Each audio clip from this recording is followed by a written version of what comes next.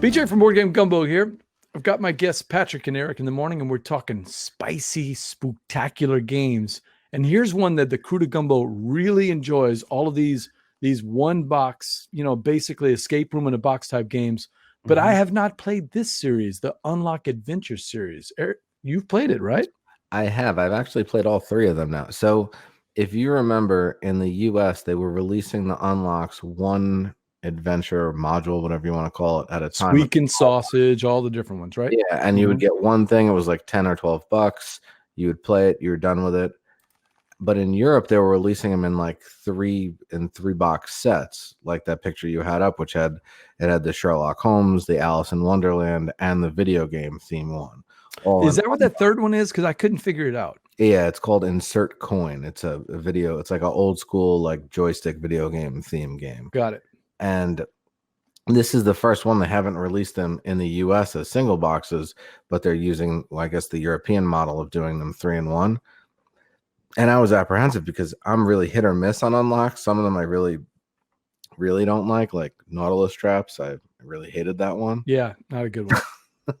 And but then some of them I like, but I like to be able to pick and choose when I hear they're good. Like I'll grab that one, or if it's just like I love Sherlock Holmes, so there was no way I was not going to do the Sherlock Holmes one.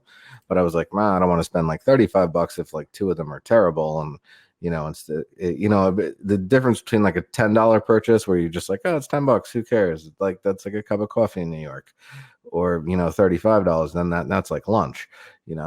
Sure. Slightly. So what is the unlock price? I think this goes for 30 something, but I got it from my local library actually. Oh, really? Yeah, and I was shocked too, but it turns out, or like a few towns over, one of the guys in my game group works there, and he's actually started cultivating a game library to rent out in the library, which I think is super cool. And then he was like, oh yeah, take this out. So I did. So for free, it was awesome. And by the way, all three of them were really good. So I would recommend buying it, even though, like I said, I was apprehensive that there might have been some clunkers in there. So they are out in North America then? Yeah, the unlocks were coming out in America in small box, one at a time. Sure. Yeah, I own a couple of them, right? One, like you said, you could pick them up for 10 or 12 bucks at any game store in North America, but only as the big box set, like they were doing with the other ones in Europe. Okay. So this is they shifted instead of doing them one at a time to doing them three at a time. I don't know why that is, and they're just calling them adventures. So there's no change in the mechanics too. There is no. Each one is absolutely individual and separate. There's no change in they don't tie into each other in any way. They're just thrown together in one box and sold as one unit. Interesting. And you liked all three of them? You're a Sherlock Holmes fan? I did. And there was some deduction in the Sherlock Holmes one, which was cool.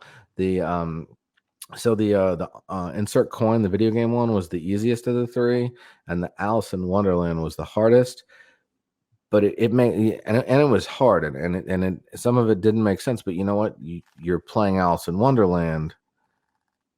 Like considering the source material, it's supposed to be a little off the wall, right? Right.